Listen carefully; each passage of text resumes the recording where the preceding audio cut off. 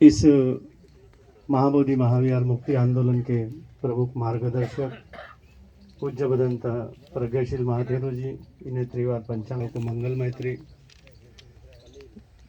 बहुत अच्छा मंच संचालन कर रहे हैं। और हमारे ऑल इंडिया बुद्धिस्ट फोरम के राष्ट्रीय महासचिव आकाश लामा जी और तमाम संस्था के सभी पदाधिकारी, भूमिका न बांधते हुए मैं अपनी बात को कम समय में पूरा करूंगा, क्योंकि बोलना काफ़ी सारे लोगों को है। इसलिए महत्वपूर्ण बात और काम की बात है कि बुद्ध की जो शिक्षा है ये मनुष्य को मनुष्य बनाने की शिक्षा है। बुद्ध की जो शिक्षा है ये एक मनुष्य ने दूसरे मनुष्य के साथ किस तरह का व्यवहार करना चाहिए वैसी शिक्षा है। बुद्ध की जो शिक्षा है ये निसर्ग की इस प्रकार की शिक्षा है कि हर प्राणी को, पशु पंछी पेड़ पौधे की सुरक्षा करने का एक कर्तव्य, एक व्यवहार सिखाती है। बुद्ध की शिक्षा वो है जो मनुष्य को मनुष्य होने का एहसास कराती है।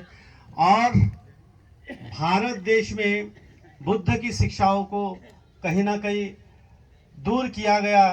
बुद्ध के इतिहास से बुद्ध की शिक्षाओं को समाप्त करने की हजारों वर्षों से साजिश रची गई और उस साजिश का जो शिकार हुआ महाबोधि महाविहार, यह उसी साजिश का शिकार हुआ जो हजारों वर्षों से यहाँ पर बौद्धों की जो विरासत है, बौद्धों का जो इतिहास है, बौद्धों की जो संस्कृति है, उस संस्कृति को समाप्त करने की जो साजिश रची गई, उस साजिश का शिकार जो है महाबोधि महाविहार हुआ। इसके इतिहास में पूज्य भदंत प्रज्ञाशील भंते जी ने बहुत अच्छे तरह से आप लोगों को मार्गदर्शन किया है। मैं उस दिशा में नहीं जाऊंगा, लेकिन जो हम ये आंदोलन लड़ रहे हैं, ये हम लड़ाई लड़ रहे हैं, ये कोई पेट भरने की लड़ाई नहीं है। ये जो लड़ाई लड़ रहे हैं ये सांस लेने की लड़ाई नहीं है।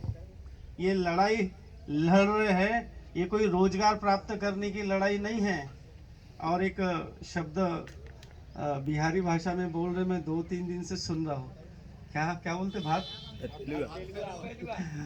भात पेलुआ। तो ये जो लड़ाई है भात पेलुआ की नहीं है। तो ये लड़ाई आत्मसम्मान की है, ये लड़ाई स्वाभिमान की है, ये लड़ाई स्वतंत्रता, समता, बंधुत्व, न्याय की लड़ाई है। और जब तक के हम महाबोधि महाविहार प्राप्त नहीं कर लेते, तब तक के हम ये न्याय की लड़ाई लड़ते रहेंगे। साधु साधु प्राणों में प्राण रहेगा, जब तक के मुक्त नहीं होता अपनी जान की बाजी लगा देंगे, लेकिन महाबोधि महाविहार मुक्त करके रहेंगे। क्योंकि बुद्ध का जो उपदेश है ये न्याय का उपदेश है, बुद्ध का उपदेश है ये भाईचारे का उपदेश है, बुद्ध का उपदेश है मनुष्य को मनुष्य जैसा मानने वाला उपदेश है।